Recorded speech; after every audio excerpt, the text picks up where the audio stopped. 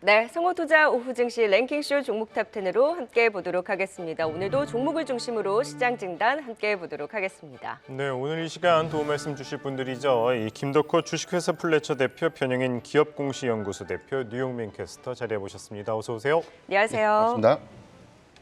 네, 간밤에 달러 약세에도 불구하고 아무래도 내일 FOMC 회의를 앞두고 있다 보니 현재는 원달러 환율 상승, 지수도 내내 약세권에 눌려 있습니다.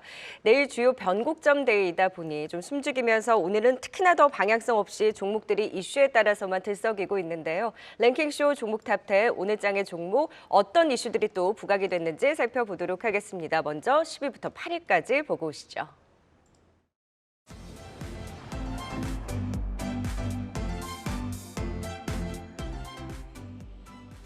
랭킹쇼 종목 탑10 시작하겠습니다. 먼저 10위 열어보겠습니다.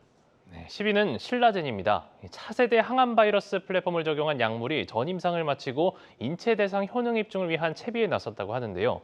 미 리제네론의 파트너사가 임상에 실패하면서 신라젠과의 협력 관계도 한층 두터워질 가능성이 높아진 것으로 예상되고 있습니다. 10위는 신라젠입니다. 이어서 9위 보겠습니다. 오늘 코스닥 시장에 입성한 기업이죠. 블루엠텍입니다. 의약품 유통업체로 국내외 제약사업의 제휴를 통한 의약품 유통과 병원 등의 전용 의약품 전자상거래 플랫폼 사업 등을 영위하고 있는데요. 아직 이익 실현을 하지 못했음에도 향후 성장성이 인정될 경우 상장을 허용하는 제도를 통해 코스닥 시장에 입성했습니다. 최근 신규 상장주들의 흐름이 아주 좋은 모습을 보이고 있는데 블루엠텍도 상장 첫날 200%가 넘는 급등을 보이면서 좋은 흐름 지속하고 있습니다. 이어서 8위 보겠습니다. 8위는 인성정보가 차지했습니다. 정부가 비대면 진료 가능 환자 범위를 대폭 늘리는 방안을 추진하는 가운데 오늘 15일부터 본격적으로 시행되면서 관련주로 묶이고 있는 인성정보도 주목을 받고 있습니다. 정보기술 인프라와 네트워크 장비를 제공하는 사업을 영위하고 있는 인성정보는 대학병원이나 인공지능 업체들과 함께 재외국민을 대상으로 한 원격 의료 서비스 플랫폼 국책화제를 수행 중에 있습니다. 10위부터 8위까지 살펴봤습니다. 네, 10위는 신라젠입니다. 이 리제네론의 또 다른 파트너사가 임상에 실패를 하면서 이 신라젠 미국 파트너사 리제네론과의 협력 관계 한층 더욱 강화될 것이라는 이야기가 나오고 있죠. 이로써 이 팩400 이 기술 수출 기대감이 높아지면서 또 주목받고 있는 모습인데요. 어제 강한 상승 보이고 오늘도 좀 괜찮게 흘러가다가 좀 윗꼬리를 좀 단 모습이기는 합니다. 신라젠 어떻게 대응하면 좋을까요, 변영인 대표님? 네, 우선 오늘 시초 대비해서는 9%대까지 좀 상승을 했었는데 오늘은 전체적인 어떤 양도세 기준에 대한 이슈 때문에 시장 전체 침체로 좀 이어지는 수급이 조금 장 후반에 좀 안 좋게 좀 차익 매물이 좀 출현되는 모습으로 좀 흘러가는 형국입니다. 내용을 좀 보면 2019년도 간암 치료제로 좀 개발됐던 팩400이 글로벌 임상 3상에 실패를 했고요. 여기에 좀 단점이었던 항암 바이러스제의 직접 투여 방식을 정맥 투여 방식으로 좀 변경하면서 개발을 수정한 바 있었어요. 그리고 리제네론과 리부테오 병용요법으로 이 신장암, 임상 1비상, 그다음에 2A까지 좀 진행을 하는 과정에서 여기서 안정성과 유효성을 확인했다. 그렇기 때문에 이제 이 부분에 대한 차후 임상 2상 내지는 3상에 대한 어떤 기대치를 좀 수반하고 있는 모습인데 주력 파이프라인이 그동안 이 임상 실패에 대한 어떤 리스크를 좀 극복하고 난 이후에 오히려 신장암으로 이 암종을 좀 타깃 변화를 하고 난 이후에 병용요법에서에 대한 어떤 효과 그리고 경쟁 약물이 이번 임상에서 사실상 좀 실패했던 것에 대한 어떤 반사 이익이 기대감으로 좀 작용했던 모습인데 저점 이후에 주가가 좀 회복되는 추이는 좀 보이고 있지만 여기서 일회성 소멸보다는 향후 임상 2상과 임상 3상에 관련된 이슈, 팩400의 병용 효과 이후에 협력사 리제네론과의 라이선스 아웃 기술 이전에 관련된 이슈가 한 번 더 모멘텀으로 좀 부각될 수 있다는 점 참고하면 좀 좋을 것 같고요. 저는 목표가 8,000원 그리고 손절가를 5,800원으로 제시해 드리겠습니다. 와, 정말 추억의 신라젠이네요. 네. 지금 신라젠 최근 들어서 그래도 좀 거래가 실리면서 변동성을 확대하고 있는데 조금 더 움직일 여지가 있겠다. 지금 8,000원 선까지는 긍정적으로 짚어주셨습니다.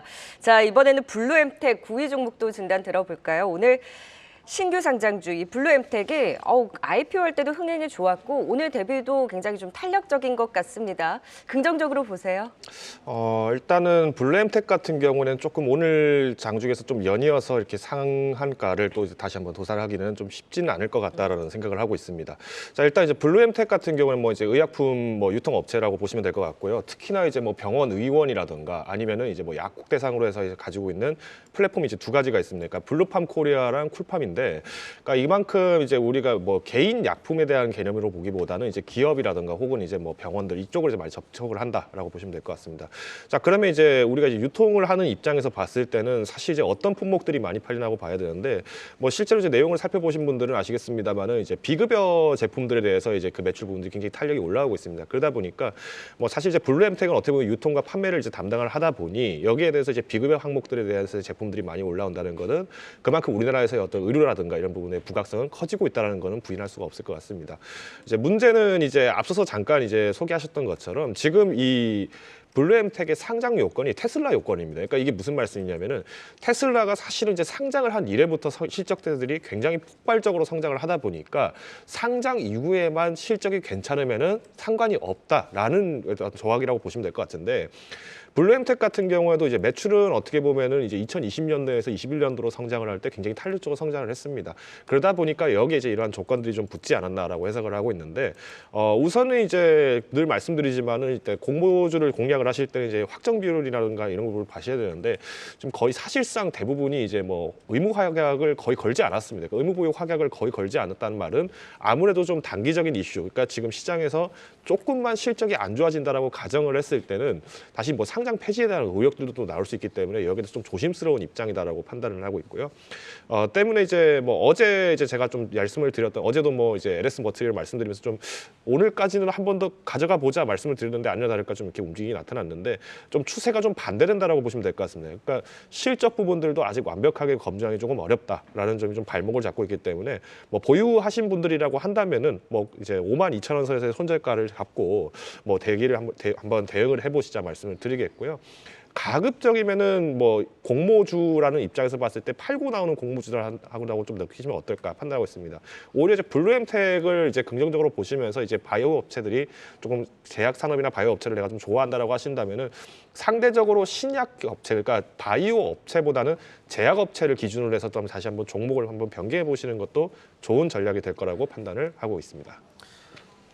네, 9위 블루엠텍에 대해서 살펴봤습니다. 이어서 8위 진단해 보도록 하겠습니다. 뭐 정부의 이슈가 있었죠. 비대면 진료 확대 방안 또 긍정적으로 작용을 하면서 좋은 흐름 보이고 있는데 지난달부터 계속 오르고 있습니다. 그리고 2배 가까이 오른 상황인데 인성정보 좀 더 관심을 가져봐도 될까요, 변 대표님?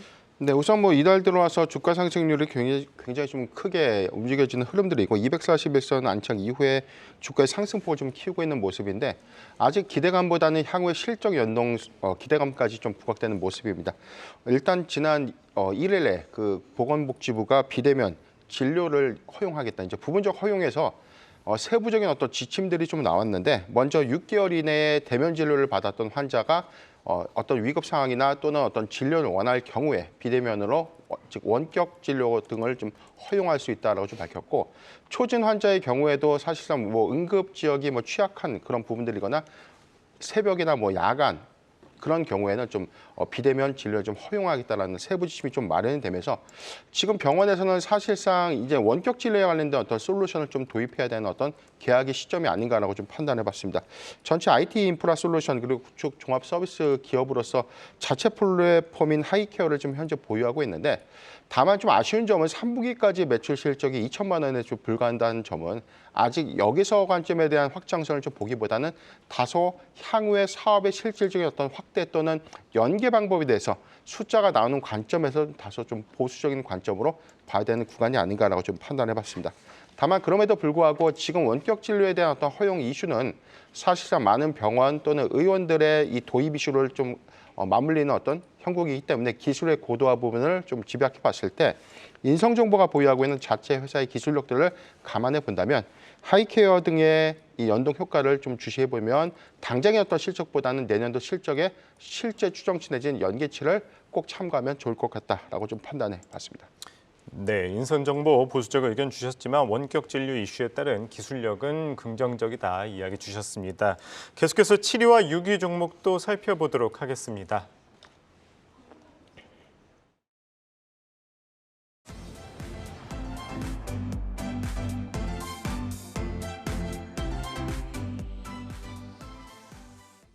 이어서 7위 보겠습니다. 네, 7위는 뉴로메카가 차지했습니다. SK네트워크 서비스와 로봇 공급 총판 계약을 체결했다는 소식이 전해졌는데요. 이 양사는 이번 계약을 통해 상호 시너지 창출에 나설 방침이라고 밝힌 가운데 국내외 협동 로봇 시장에서의 점유율 확대가 기대되고 있습니다. 중대재해처벌법 본격 시행에 따라 내년부터는 본격적인 로봇 자동화도 예상되고 있는데 이에 따른 수혜도 기대되고 있습니다. 이어서 6위 보겠습니다. 네, 6위는 네오셈입니다. 최근 반도체 업종에 대한 투심이 회복되고 있죠. 미국 필라델피아 반도체 지수의 상승 랠리도 지속되는 가운데 네오셈이 오늘 장중 상한가를 터치했는데요.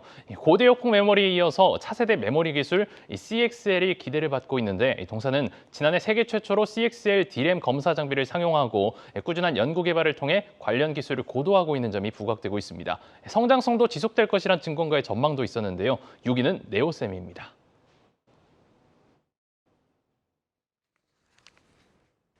네, 네오셈 상한가 대단하네요. 먼저 7위 뉴로메카부터 진단 이어가 보도록 하겠습니다. 지금 SK네트워크스와 로봇 공급 총판 계약 체결했다라고 하면서 지금 10% 넘는 급등이 나왔다가 상승분에 다 반납하는 모습입니다.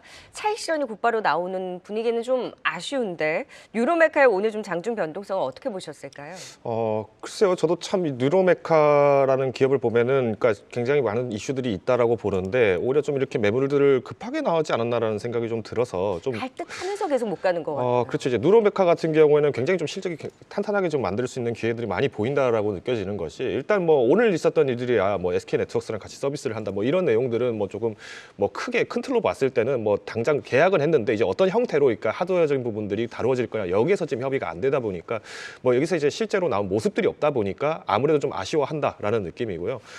대신 이제 뉴로메카에 대한 이제 뭐 좀 강점이라고 한다면은 우리가 이제 기존에 우리가 이제 뭐 로봇이라고 한다면은 뭐 산업 협동 로봇이라던가 이런 우리가 이제 흔히 말하는 산업 단지에서 쓰는 대형 로봇들을 중심으로 좀 많이 접근을 했다라고 볼 수 있는데 이번에 이제 10월에 이제 음성 명령 인식이 또 가능한 인디 7을 또 마찬가지로 이제 선보이게 됐습니다. 근데 저는 이 로봇 딱 보자마자 느꼈던 게 뭐냐면은 이거 조만간이면은 이거 소상공인들한테도 되게 임대 형태로 굉장히 많이 나올 수 있겠다라는 생각이 들었습니다.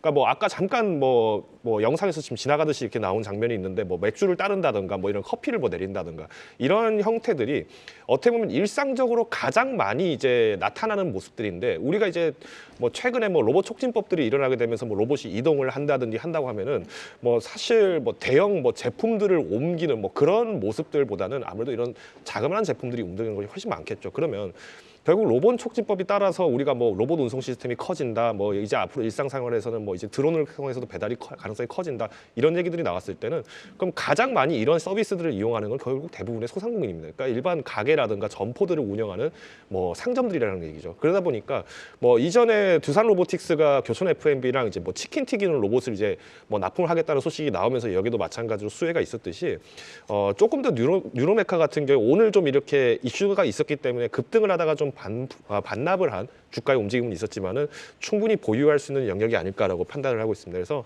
뭐 보유하셨던 분들이라고 하면은 뭐 오늘 못 팔아서 아쉽다라는 느낌보다는 내년 하반기까지 목표가는 45,000원으로 좀 더 부단히 지켜보자 말씀을 드리고 싶고요. 손절가는 이제 혹여나 좀 오늘 좀 비싸게 산 것 같다. 근데 내가 지금 당장 현금화가 필요하다 하시는 분들을 위해서는 27,000원 선에서 손절가를 제시를 드리겠습니다. 네, 내년 하반기까지 중장기적으로 바라보자 뉴로메카에 대해서 살펴봤습니다. 이어서 6위 네오셈에 대해서도 진단해 보도록 하겠습니다. 최근 반도체주에 대해 투심이 회복을 하면서 랭킹슈 종목 탑10에도 종종 반도체주들 올라오죠. 오늘은 네오셈입니다. 장중 상한가도 기록을 하기도 했는데요. 어제 이어서 오늘 또 급등한 모습입니다. 네오셈 주가 더 갈까요, 변영인 대표님? 우선 수급적인 측면을 보면 지금 오늘 기사, 즉 이슈에 갑자기 수급이 좀 몰리면서 한 10시 40분경에 상한까지 안착을 했는데 지금 이게 차세대 디램 반도체라고 불리는 CXL 관련된 이슈, 이게 삼성전자가 상표를 출원했다라는 이슈 때문에 관련주에 대한 어떤 옥석 갈리기 내지는 수급 PB가 좀 엇갈리는 모습입니다. 전체적으로 보면 지금 HBM에 비해서 삼성전자가 사실 선점 효과가 좀 SK 하이닉스에 비해서 좀 늦었다라는 시장의 좀 평가가 있었기 때문에 CXL 부분에 대해서는 삼성전자가 오히려 좀 선점 효과를 좀 강하게 좀 가져갈 것이다라는 어떤 전망, 이에 따른 소부장주에 대한 어떤 수혜가 좀 예상이 되는데, 관련주에서는 지금 네오셈 외에는 뭐 특별하게 좀 관련주들의 뭐 연동 상승은 좀 크진 않은 흐름입니다.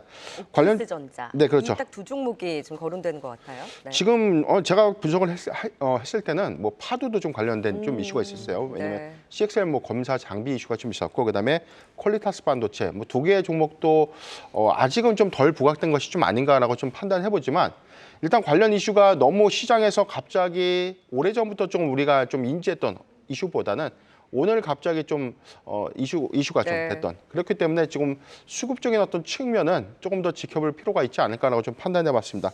먼저 지금 네오셈이 보유하고 있는 부분은 CXL 검사 장비에 대한 어떤 납품 이력, 그다음에 개별 이력이 지금 3분기 보고서에 좀 나와 있는데, 전체적으로 CXL 디램 개발에서 DC 테스터라는 장비입니다. 이 부분이 지금 막 개발이 끝났기 때문에 이 관련된 산업에 대한 확장성 내지는 수주로 좀 이어질 수 있는 가능성, 이 부분에 대한 기대치가 좀 나오고는 있지만 아직 수급적인 측면은 조금 더 체크해볼 포인트는 좀 있다라고 좀 판단해봤어요.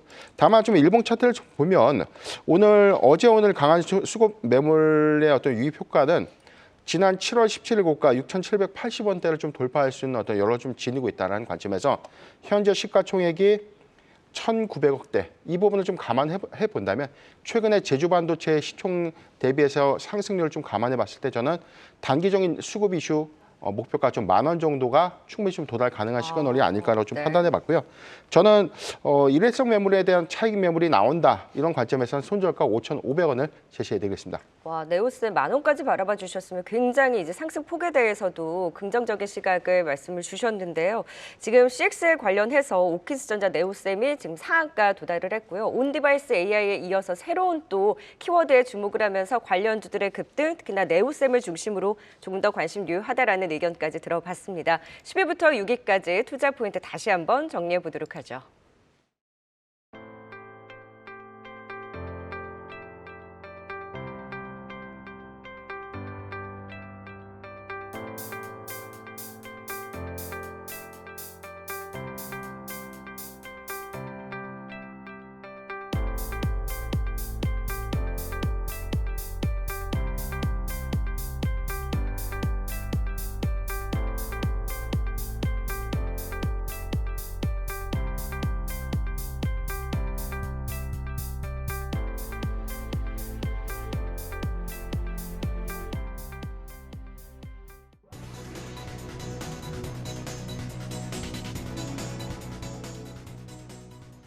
네, 수요일 우리 시장, 양시장 내림세를 이어가고 있는 가운데 그래도 어떤 종목들이 눈에 띄는 움직임을 가져가고 있는지 시각 특징주 살펴보겠습니다.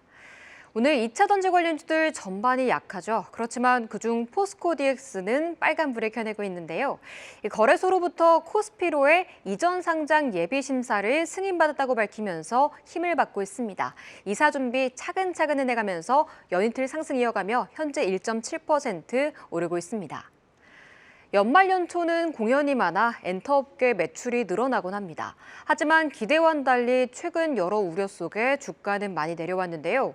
그중 SM에 대해 다시 보기 힘든 가격대라며 절대적 저가 매력도가 높다란 하나증권의 리포트가 나왔습니다.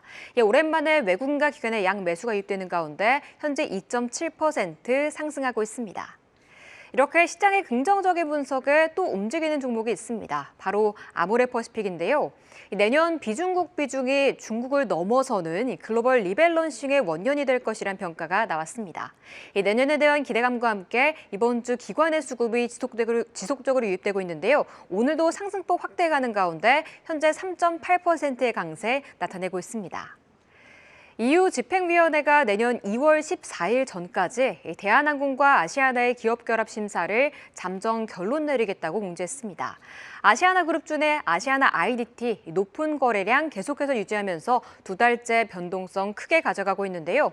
오늘 장중 20%대 급등을 보이면서 52주 신고가 터치했습니다. 하지만 그 후 좀 윗골이 달면서 현재 7%의 상승만을 지키고 있습니다.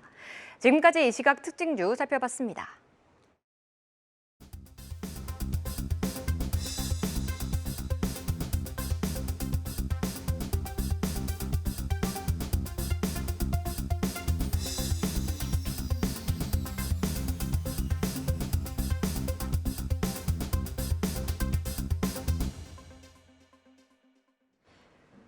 네, 시장의 오후장 들어서 조금 더 밀리는 모습입니다. 0.7% 내외 하락세 이어가고 있는데요. 이 안에서 그래도 이슈와 함께 움직이는 종목, 오늘 장의 종목 상위 순위권 종목들 살펴보겠습니다. 5위부터 3위까지 바로 공개합니다. 이어서 5위 보겠습니다. 이 5위는 반도체 전공정주인데요. 삼성전자와 네덜란드 ASML과 손잡고 1조 원가량을 투자해 국내 차세대 메모리 노광 장비 개발을 위한 EUV 공동 연구소를 설립한다는 소식 오늘 전해진 바 있죠. 반도체 전공정 장비 업체들의 실적은 제조사들의 투자 계획과 밀접한 연관이 있어 수혜주로 부각되는 기업들의 주가가 오늘장 들썩이는 모습을 보였습니다. 이어서 4위 보겠습니다. 4위는 야놀자 관련주입니다. 국내 숙박 플랫폼 1위 야놀자가 이르면 내년 상반기 미증시에 상장할 것이란 기대감이 커지면서 과거 야놀자의 여행이나 엔터 사업을 매각했던 그레디언트나 아주 아이비투자, 하나투자증권 등 관련주들이 일제히 상승세를 보였습니다. 야놀자는 올해 3분기 글로벌 사업 확대로 역대 최대 실적을 기록하기도 했는데요. 야놀자 관련주가 4위를 차지했습니다. 이어서 3위 보겠습니다. 3위는 CJ 대한통운인데요. 최근 급증세를 보이고 있는 알리익스프레스의 중국 직구 물량을 단독으로 처리하면서 택배 물동량이 1분기 대비 3배 가까이 급증했다고 하고요. 택배 평균 판매 단가 증가세가 이어지고 있고 글로벌 실적 개선도 기대되는 상황에서 최근 주가 반등도 심상치 않습니다. 올해 저점 대비 무려 70% 가까이 급등했는데요. 5위부터 3위까지 살펴봤습니다.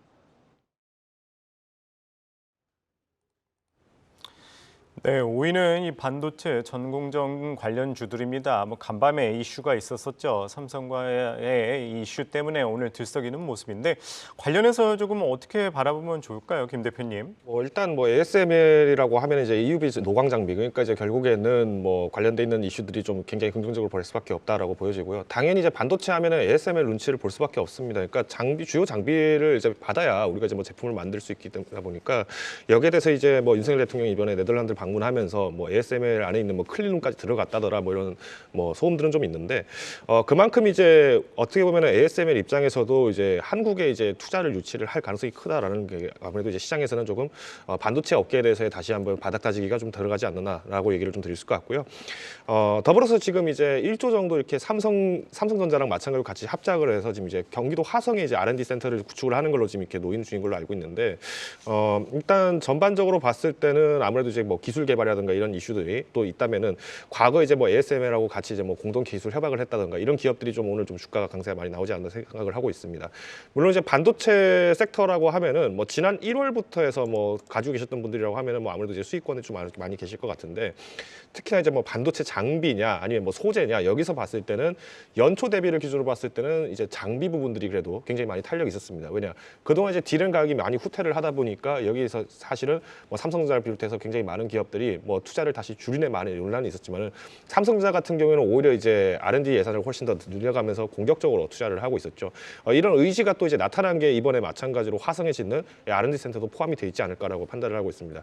반면에 이제 상대적으로 좀 부진했던 섹터라고 하면은 이제 반도체 부품주들이 이제 좀 부품이나 소재 쪽 여기가 좀 상대적으로 좀 부진했었는데 지난 11월에 이제 공매도 금지를 하고 난 이후부터 해서 빠르게 주가를 또 회복했던 부분들이 바로 이제 소재 부분입니다. 그러니까 결국은 지금 당장 팔 수 있는 반도체에 대한 가격에 대한 문제가 나오다 보니까 지금 이제 온디바이스 AI라든가 여기에 관련되는 종목들이 지금 거론이 되면 될수록 소재 쪽이 조금 먼저 움직이고 있는 특징이 있다라는 점을 좀 부각하시면 좋을 것 같고요.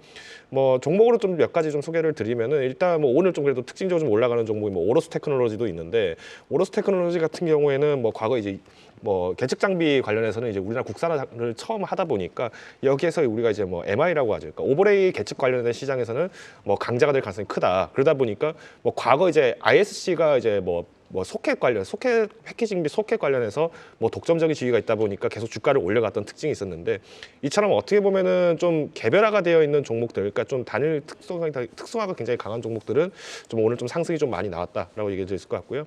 뭐 더불어서 뭐 IMT 같은 경우에도 뭐 과거 2009년도에 그러니까 뭐 ASML하고 같이 이제 뭐 노광 장비 공동 개발하는 그 계약을 했었는데 이때 당시 개발했던 제품이 지금 들으면 되게 웃깁니다. 그러니까 당시에 차세대라고 해서 공급 준비를 하겠다는 제품이 30나노급입니다. 그러니까 지금으로 치면은 너무 먼 얘기다라고 좀 느낌도 좀 아니나 다를까 좀 들 수 있는데 최근에 이제 지난 16년도에 이제 마찬가지로 삼성전자랑 EUV 마스크 관련해서 이제 공동 개발을 진행을 했었고요. 최근에 이제 뭐 여기에 IMT에 투자를 계속 하고 있고 지분을 약 7% 갖고 있던 뭐 FST 같은 경우에는 여기에 더불어서 마스크 교체를 하는데 필요한 이제 펠리클 교체 장비도 마찬가지로 좀 가지고 있습니다. 그러니까 뭐 전체적으로 봤을 때는 좀 시간의 순서는 좀 차이는 있겠습니다만은 우리가 반도체 섹터를 뭐 그렇게 무리하게 뭐 매도를 할 시점은 아니라고 보고요. 대신 이제 좀 기술적으로 좀 봤을 때 뭐 오로스 테크놀로지 같은 경우에는 이미 3만 원을 좀 돌파를 했는데 사실 이 가격이면 2020 그러니까 작년 연초 가격과 거의 준합니다. 그러다 보니까 뭐 결국은 좀 단기적인 조정은 좀 일어날 수 있겠다라고 좀 판단을 하고 있고요. 뭐 보유자 영역이라고 저는 어느 정도 좀 판단을 하고 있는데 현재 시점에서 그렇다고 무리하게 뭐 매도를 하실 상황은 아니라고 판단을 하고 있습니다. 더불어서 뭐 IMT 같은 경우도 그렇죠. IMT도 뭐 이미 이제 뭐 아까 잠깐 말씀드렸습니다만은 이 개발 이력 때문에 좀 상승을 한 것은 있습니다. 그런데 지금 현재 구간에서도 마찬가지로 좀 상장 자체를 한 지가 지금 얼마 되지 않았다 보니까 조금 단기적인 매물은 나올 수 있겠다 뭐 예상을 하고 있습니다. 그래서 일단 보유하셨던 분들이라고 하면은 뭐 좀 손절가를 조금 러프하게 잡으셔도 상관은 없겠습니다만은 오늘 뭐 IMT 같은 경우에 좀 무리하게 좀 잡았다라고 하신다면은 뭐 15,000원에서는 뭐 그래도 손절 가격으로 대응을 좀 하시는 게 어떨까 판단을 하고 있습니다. 네, 아무래도 삼성전자와 ASML이 손을 잡고 초미세 공정을 개발하는 거다 보니 이런 계측 장비 관련한 종목들의 탄력은 뭐 오로스 테크놀로지라든지 파크 시스템스 선방을 하고 있긴 합니다만 그 외에 EUV 관련한 종목들은 지금 대부분 거의 다 상승폭을 축소하면서 오늘 기대감 대비로는 아쉬운 움직임이 나오고 있는데 오히려 이 반도체주 내에서는 오늘 ASML 관련한 그 이슈보다는 계속해서 그 CXL에 대한 새로운 키워드에 조금 더 반응을 크게 하는 것 같습니다. 지금 이 시각에도 코리아 서키트가 27%까지 급등해 나오면서 네오셈이 이제 먼저 가고 시총이 작은 오키스전자가 가고 그리고 그 외에 이제 종목 찾으면서 코리아 서키트의 급등이 나왔거든요.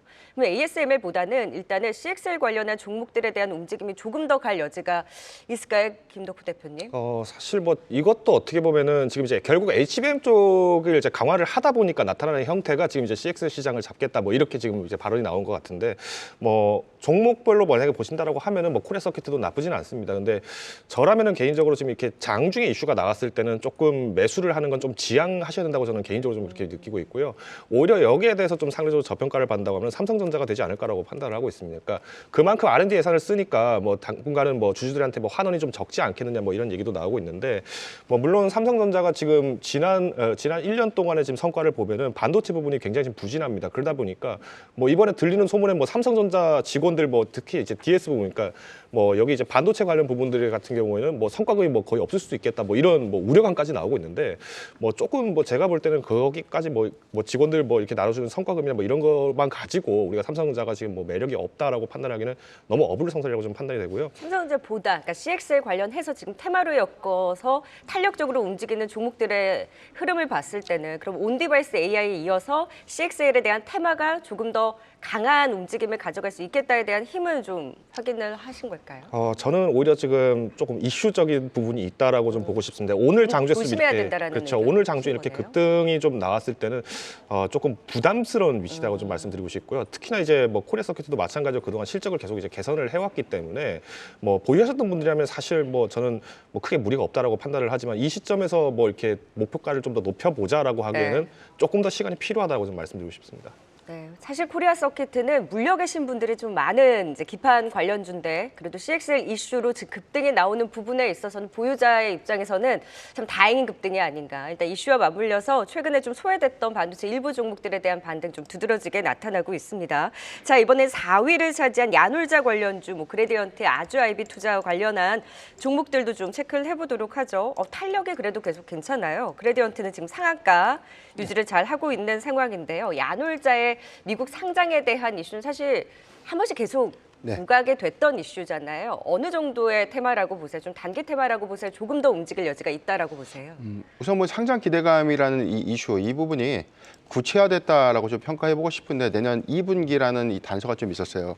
나스닥의 2분기 상장을 좀 목표로 했는데 여기서 뉴욕 증권거래소 출신을 CF로 좀 영입했다. 그래서 오히려 상장 준비가 좀 더 본격화되고 빠르게 진행될 수도 있다라는 어떤 기대감들이 좀 작용한 모습입니다. 그레디언트의 경우에는 과거 상호가 인터파크입니다.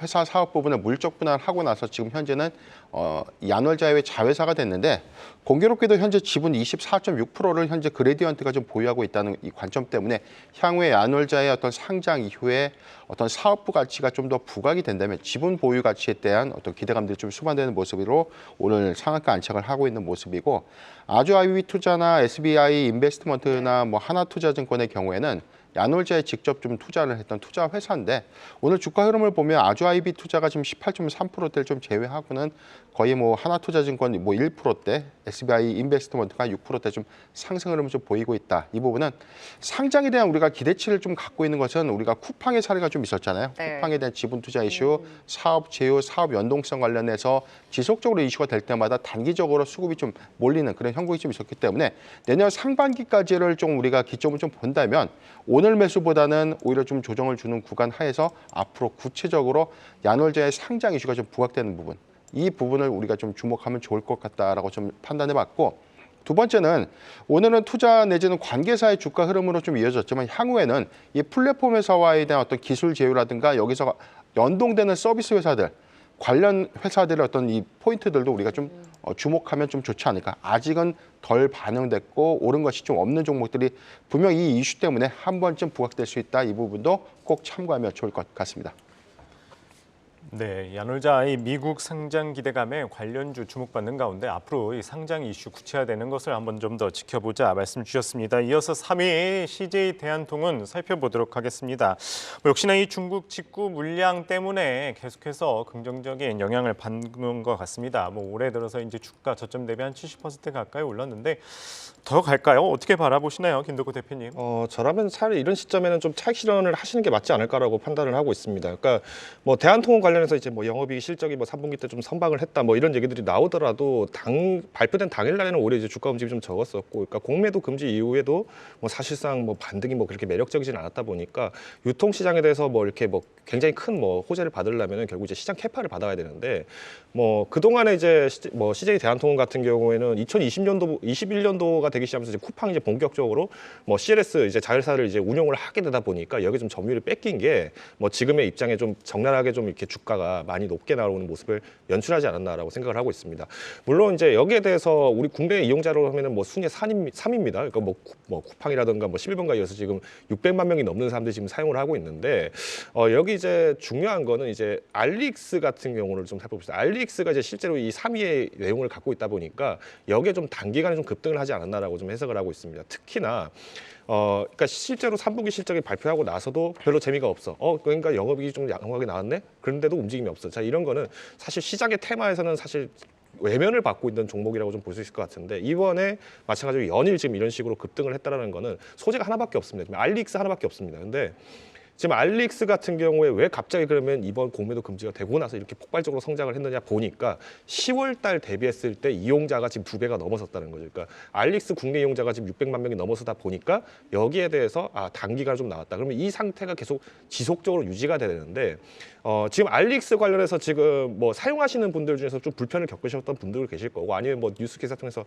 보셨던 분도 아시겠습니다는 지금 뭐 가품 논란이라든가 아니면 뭐 빈 박스가 온다든가 이런 것들이 지금 굉장히 많습니다. 물론 여기에 대해서 그렇죠. 그러니까 네. 뭐 다행히 저는 아직까지 그렇게 사기를 당한 적까지는 없는데 저도 네. 많이 이용하지만 사기를 당한 적까지는 없는데 간혹 이렇게 이제 너무 이제 염가의 제품들이 올라오는 걸 보다 보니까 이제 구매를 하다 보니 이제 막상 이제 사기를 당했다 뭐 이런 얘기했는데 뭐 여기에 대해서 이제 반품 조치도 마찬가지로 적극적으로 지금 진행은 하고 있습니다. 근데 문제는 이거 내가 지금 샀는데 앞으로 내가 반품해서 다시 현금 회수하기까지 또 시간이 걸리고 여기에 대해서 스트레스 받고 이런 문제들이 계속 나오다 보면은 네. 오히려 중간에서 이 업무를 이제 할 때 반품 처리 다시 받아야 돼, 다시 재발송해야 돼 이런 CJ 대한통운 입장에서는 어떻게 보면은 우리가 트래픽이 좀 많아진다고 볼 수 있겠죠. 네. 그만큼 물동량이 많아지기 때문에 부담이 좀 늘어날 수 있겠다라고 좀 판단을 하고 있고요.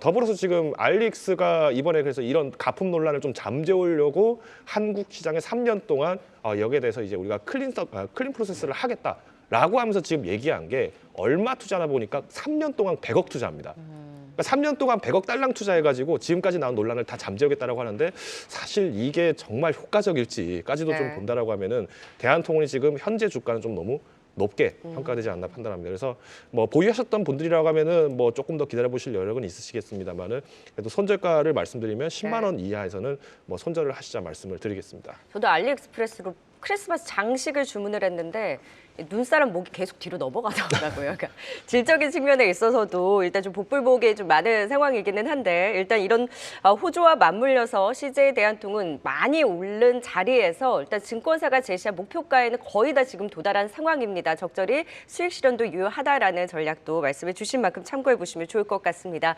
자, 지금 이 시각 또 실시간 유튜브 채팅방에서는 또 어떤 말씀들 나누고 계신지 분위기 살펴볼까요? 자, 천둥이 님이 초전도체 조심들 하세요 라고 하셨어요. 오늘 검증위에서 초전도체 근거 없다라고 밝히면서 신성델타테크 지금 서남과 같은 종목들 급락에 나오고 있습니다. 테마 주의해야 되겠고요. 파동님께서 또 좀 매크로 이슈 관련해서 CPI가 많이 떨어지면 경기 침체다. 올라가면 금리 인상이다. 적당히 떨어지면 애매하다라고 하는데 뭘 원하는 거냐라고 하셨는데 제 말이 그 말입니다. 일단 물가 둔화세는 확인이 됐고 아무래도 CPI보다는 내일 새벽에 나올 FOMC 회의 결과가 조금 더 주요 변곡점일 테니 지금 시장도 숨죽이면서 기다리고 있는 상황이고요. 미카님께서 또 어제 CPI 발표 이후에 미국 시장도 오르고 지금 미국 선물도 오르고 달러는 하락했음에도 불구하고 원달러 환율이 상승이고 유가도 내렸는데 국내 증시는 왜 이렇게 빠지냐라고 하셨어요. 또 박충성님 말씀대로 2차 전지주들의 동반 하락세가 또 두드러지게 나타나고 있고요. 1시 들어서 오후장 들어서 지수가 조금 더 흘러내리는 모습입니다. 지금 대주주 양도소득세 요건을 하나 구체적으로 검토하고 있지 않다라는 언급이 나온 이후에 특히나 2차 전지 쪽에서 그 흐름과 좀 좌지우지되는 것 같은데요. 또 내일 FOMC 회의 선물 옵션 동시 만기라는 빅 이벤트까지 더해지면서 다소 좀 부담을 받는 모습입니다. 변영희 대표님, 네네. 2차 전지주들이 좀 바닥을 잡아가나 싶었는데 수급 영향도 있고 오늘 약세가 좀 아쉽네요. 네. 전체 좀 섹터를 좀 보니까 지금 소형주 내지 뭐 중형주보다는 시총 상위 종목들, 특히 2차 전지 섹터의 시총 상위 종목들의 하락폭이 좀 더 큰데 이 부분은 사실 대주주 양도세에 대한 완화 기대감들이 지금 이 금융위원회에서 뭐 이 부분에 대해서는 네. 뭐 검토한 적은 없다. 지금 정치권과 정부 간의 어떤 온도차가 좀 있는 것은 아닌가라고 좀 판단이 되는 대목이기 때문에 아직 확정적으로 뭐 양도세 기준이 뭐 없다. 이렇게 우리가 좀 단정하기 좀 어렵다고 봅니다. 다만 그런 리스크가 지난해 이 개인들이 1조 7천억 원 규모를 좀 이 양도세 회피 물량으로 좀 쏟아냈거든요. 이 부분 때문에 지금 가장 개인들이 많은 많은 주식 비중을 보유하고 있는 2차 전지 섹터에 좀 집중되고 있는 그런 흐름들 때문에 네. 영향으로 좀 작용한 것은 아닌가라고 좀 판단하는데 이거는 수급적인 어떤 이 투자 심리 위축 요인이지 이 부분이 명확한 어떤 리스크는 아니다라는 관점이고요. 일단은 뭐 저는 조금 더 주시를 해볼 필요는 있지 않을까. 여권에서에 대한 어떤 이 강한 움직임들은 좀 있다. 이 부분은 아직 뭐 윤 대통령도 지금 해외 뭐 순방 일정이 네. 좀 중이기 때문에 이 관련된 부분은 아직 시간 좀 있다는 점을 좀 고려해서 이걸 리스크로 좀 대응하기에는 좀 너무 이르지 않나라고 판단해봤습니다. 네, 참고 좀 어떤 결과가 나올지 예의주시하면서 지켜봐야 되겠습니다. 특히나 오늘 이 이슈와 함께 2차 전지주들의 하락에 좀 깊게 자리 잡는 부분 또 분위기와 함께 살펴봤습니다. 자, 이제 오늘장의 종목 2위와 1위 살펴보도록 하겠습니다. 어떤 종목이 차지했을까요? 지금 바로 공개합니다.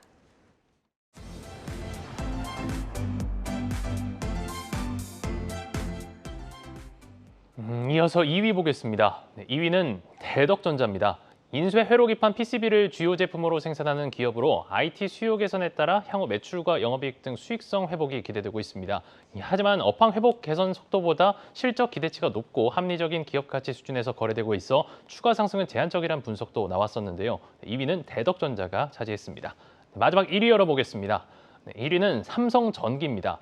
국내 기업 최초로 DJSI 월드지수에 15년 연속 선정됐다고 하죠. 내년 주요 IT 기기의 성장 속 MLCC나 반도체 기판 등의 수익성 개선으로 내후년까지 실적 증가세가 기대되고 내후년엔 1조 원대 영업이익이 예상된다는 증권사 분석도 있었습니다. 1위는 삼성전기입니다.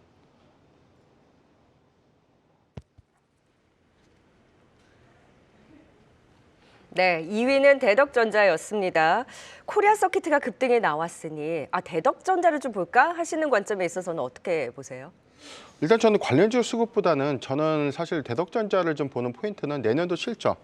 지금 반도체주에 관련된 부분 뭐 HBM이라든가 온디바이스 관련주, 그다음에 오늘 뭐 CXL 관련된 이슈까지 좀 있었지만 지금 단기적인 어떤 수급은 그런 테마에 먼저 선행해서 좀 움직여진 흐름들이 있지만 향후에 옥석 가리기는 실질적인 어떤 사업 수혜 내지는 내년도에 대한 주가 흐름도 우리가 좀 유지해 추이를 좀 지켜봐야 될 포인트다라고 보여졌는데 대덕전자가 지난 7월에 신고가 갱신 이후에 주가의 어떤 낙폭이 굉장히 좀 컸습니다. 3분기 실적에 대한 우려감들이 컸고 이 부분은 4분기까지 분명 좀 영향으로 좀 작용할 테지만 저는 2024년도 5,400억 원에 대한 신규 및 증설 투자에 관련된 효과가 내년 하반기부터 좀 나타내지는 부분들, 그리고 지금 HB 반도체의 어떤 이 공급 이슈에는 사실 뭐 와이어 본딩보다 플립칩이 더 많이 들어가 있는 수요단의 이슈가 있기 때문에 2024년도에는 분명 영업이익의 어떤 개선 효과, 저는 전체적으로 좀 시장 전망치가 220% 정도 증가한 698억 원 정도의 이익을 좀 예상하고 있는데, 죄송합니다. 954억 원의 네. 영업이익 추정치를 좀 예상하고 있는데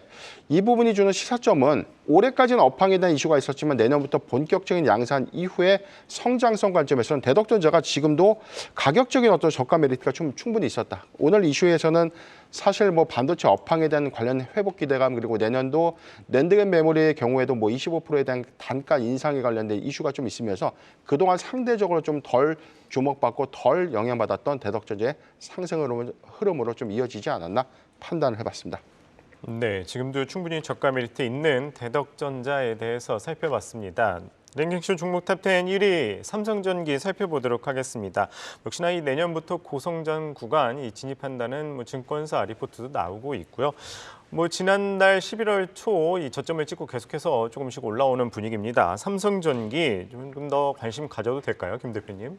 일단 삼성전기 같은 경우는 11월 말에도 제가 한번 말씀을 드렸던 것 같은데 이제 결국 온디바이스 AI 관련된 소재들이 있다 보니까 MLCC 부분들이 좀 굉장히 탄력을 받을 거다 말씀을 드렸습니다. 근데 사실 MLCC라고 하면은 꼭 삼성전기만 사야 되냐라고 얘기한다면은 사마콘대에서도 있고 많지 않느냐 이런 얘기들을 하시는 분들 계실 것 같은데 어떻게 보면 삼성전기가 참 그러니까 사람 피 말리게 만드는 종목이 아니었을까라는 생각이 좀 들고 있습니다.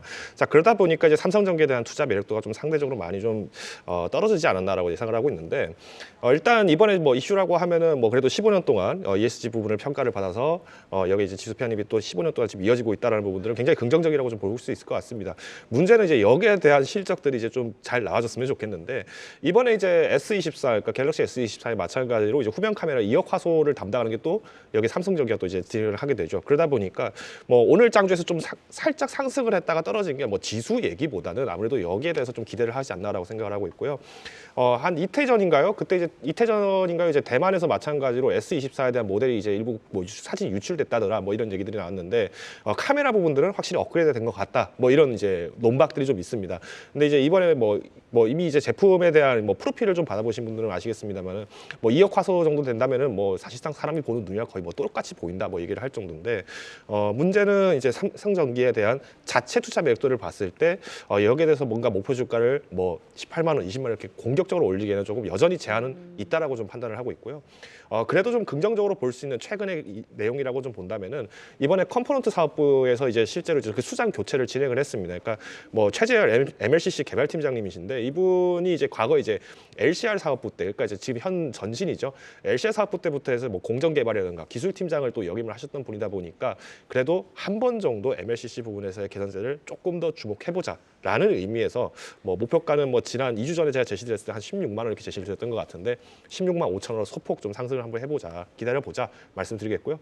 손절가 같은 경우에는 뭐 14만 5천 원으로 좀 제시를 드리겠습니다. 그러니까 손절가는 좀 굉장히 타이트하게 드렸기 때문에 뭐 내가 마찬가지로 뭐 보유자분들 중이시더라도 뭐 내가 삼성전자 더 이상 못 보겠다 하시는 분들은 차라리 뭐 종목을 좀 교체를 하신다든가 아니면 뭐 섹터를 좀 바꿔보시는 게 어떨까 판단을 하고 있습니다.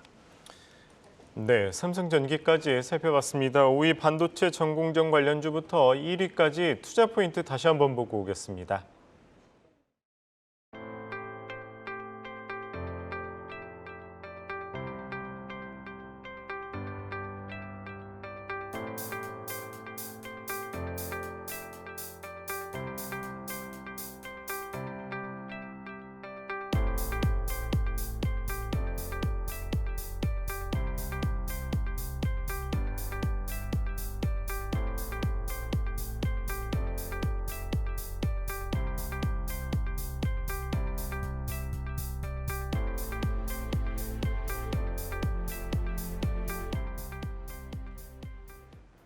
네, 오늘은 베스트 댓글 선정하는 날입니다. 오늘 댓글과 함께 시청자 많은 분들이 또 참여를 해주셨는데요. 그 안에서 오늘은 박충성님이 또 선정이 되셨습니다. 하단에 나가는 주소로 연락처 남겨주시면 한경 매거진 1년 구독권 보내드리니까요. 꼭 남겨주시고요. 앞으로도 매주 수요일과 금요일 선물 드리는 만큼 많은 참여 부탁드리겠습니다. 네, 오늘은 김덕호 변영인 대표와 함께했습니다. 말씀 고맙습니다. 고맙습니다.